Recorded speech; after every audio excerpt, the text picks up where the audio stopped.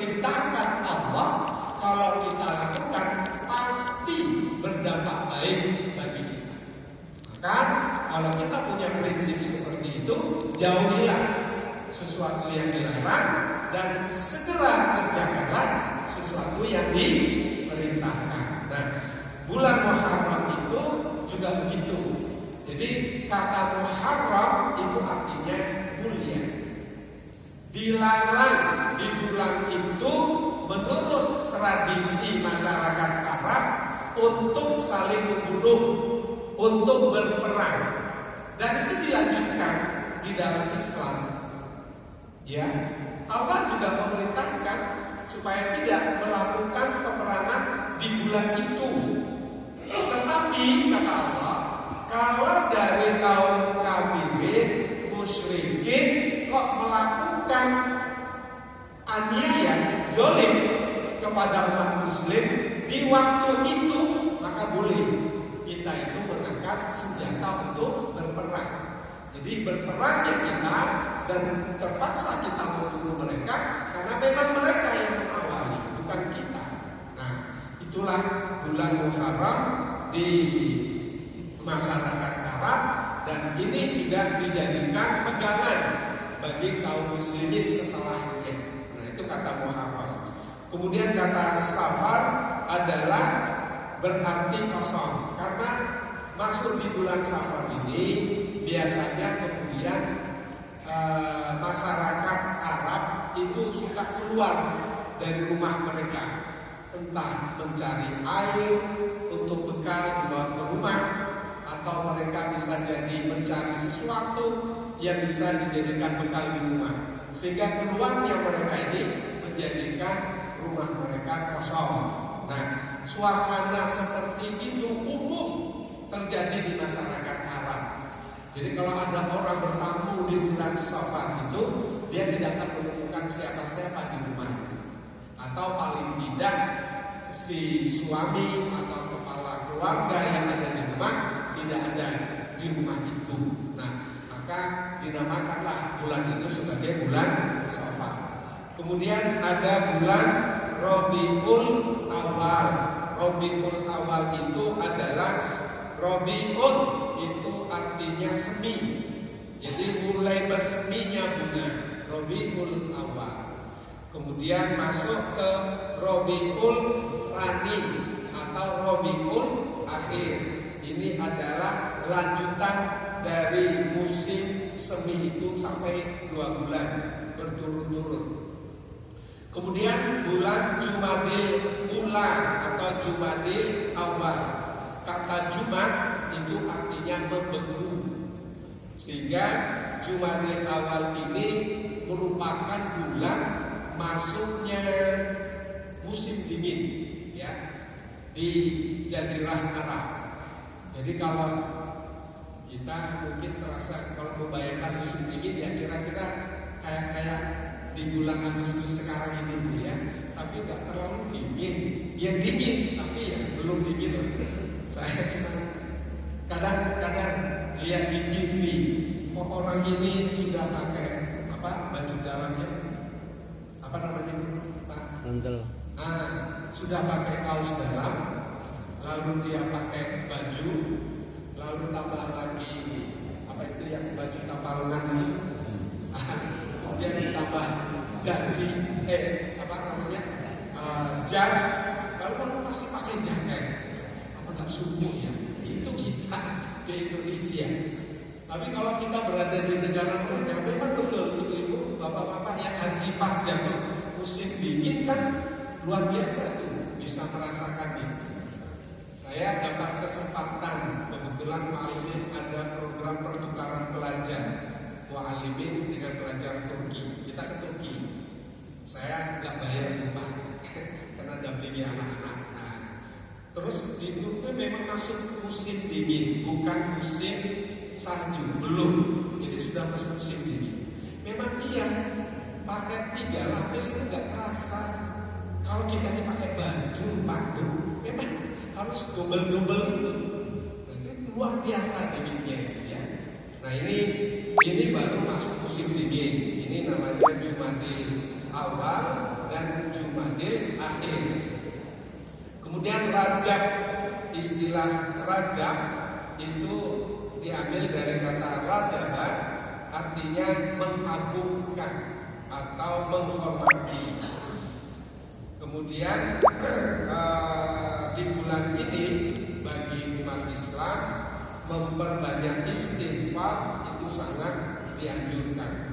Nah, karena bulan ini adalah bulan yang diagungkan oleh masyarakat Arab, maka mereka menahan diri untuk tidak berperang. Istilahnya senjata mereka gantung di dinding-dinding atau disimpan di kamar tempat penyimpanan senjata. Jadi dalam kondisi yang tidak siap. Kemudian masuk ke bulan Sya'ban. Kata Sya'ban itu artinya berpencar. Masyarakat Arab dulu, terutama masyarakat kota Mekah, mereka suka pergi ke gua-gua, keluar dari rumahnya, tapi mereka kemudian masuk ke gua-gua untuk mencari sesuatu. Dan kalian itu berpencarnya mereka. Nah, ini disebut dengan istilah Sya'ban. Lalu masuk bulan Ramadan. Ramadan itu itu artinya panas. Jadi bulan Ramadan itu dikenal oleh masyarakat Arab pada saat itu musim panas. Kemudian setelah itu masuk ke bulan Syawal.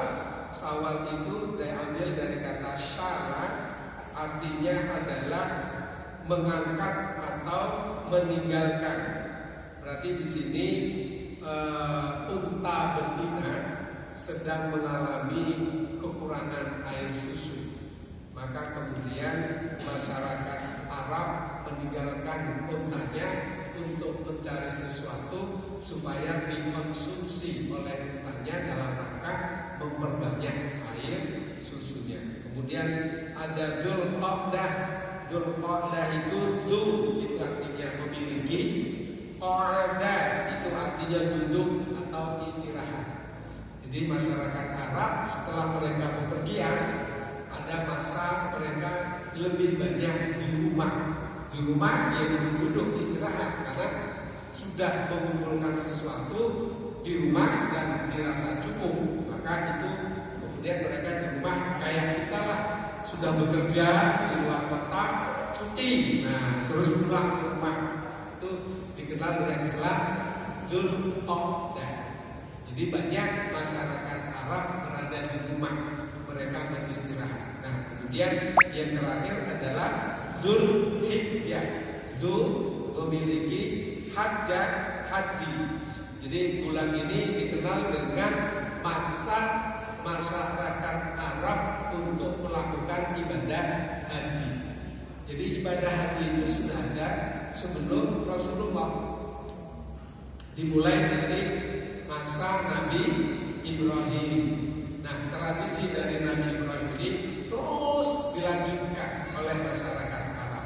Sekalipun tata cara melakukan ibadah hajinya itu tidak sama dengan tata cara yang dilakukan oleh Rasulullah Sallallahu Alaihi Wasallam. Nah, itulah ibu bapak nama-nama yang ada di bulan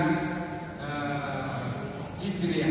Nah, yang terakhir, Bu Pak, memang sampai saat ini kita belum bisa menjadikan kalender ini betul-betul menjadi kalender yang global. Artinya umat Islam punya satu kalender. Kita masih memunculkan perbedaan, terutama perbedaan yang tampak dan memunculkan sedikit gesekan itu adalah di Dzulhijjah. Kenapa? Karena di Dzulhijjah ini ada peristiwa, yaitu peristiwa Arafah. Nah, ketika jamaah haji menunaikan rukun haji Arafah, yang tidak itu puasa. Nah, lalu muncul lah kalau satu Dzulhijjahnya sudah tidak sama, maka nanti Arafahnya pasti tidak sama. Nah, kebetulan Muhammadiyah pakainya hisab. Jadi banyak samanya dengan di Arab Saudi yang posisinya ada di barat kita. Sementara yang Ru'yah banyak bedanya. Dia lihat bulan belum kelihatan, nah, sehingga apa? Mundur masuknya bulan Dzulhijjah. Karena mundur di Mekah melakukan Arafah, kemudian kita yang di Indonesia Muhammadiyah puasa, sedangkan yang nggak lihat bulan hari ini puasanya jadinya besoknya lagi. Orang melakukan Idul Kurban, dia puasa Arafah. Nah ini yang menjadi ribut di situ. Nah selama umat Islam, kata Ustaz Samsul Samsul Anwar, selama umat Islam tidak memiliki kesepakatan kalender global, maka perselisihan ini akan muncul terus sepanjang masa. Akan muncul terus. Kenapa? Karena ruqyah yang dipakai sebagai umat Islam itu berlakunya lokal. Dia tidak bisa dipakai global. Kalau masyarakat Papua melihat bulan pada malam itu, belum tentu masyarakat yang ada di barat bulan itu kelihatan. Nah di situ kan lokalitasnya kan di situ. Maka di sana besok sudah mulai puasa, kita di sini belum, karena belum melihat bulan. Tapi kalau dipakai itu adalah hisab dan itu bisa menjadi kesepakatan bersama, maka sudah tidak masalah lagi bulan itu terlihat atau tidak, karena sudah ada standar kaidah keilmuannya di dalam hisab itu. Nah inilah diantara beberapa masalah yang kita hadapi kalau umat Islam itu belum memiliki kalender Hijriah global. Nah yang terakhir Ibu Bapak, bagi kita umat Islam kalender Hijriah ini penting. Sekalipun tidak harus hanya satu kalender di rumah kita, upayakan minimal 2 lah, kalender Masehi dan kalender Hijriah. Masehi bila kita pakai untuk komunikasi kita bekerja, tetapi dalam ibadah, nah, mau tidak mau kita harus pakai kalender Hijriah. Gak mungkin kita ini puasanya di bulan April, tidak mungkin. Ya mesti bergerak dari Januari nanti geser, nanti kembali lagi ke Desember di tahun berikutnya. Kan gak mungkin di April terus kita ini puasa. Maka merujuk kepada kalender Hijriah. Upayakan kalau bisa beli kalender, di situ ada kalender Masehinya, juga ada kalender Hijriahnya. Nah, bagi kita mungkin masyarakat Jawa kalau memang perlu kalender Jawa juga nggak masalah. Nah, tetapi yang menjadi acuan dalam beribadah adalah kalender Hijriah. Demikian Ibu Bapak yang dapat saya sampaikan. Mudah-mudahan ini ada manfaatnya. Mohon maaf bila ada sesuatu yang kurang berkenan dari saya cukupkan. Billahi taufiq wal hidayah. Assalamualaikum warahmatullahi wabarakatuh.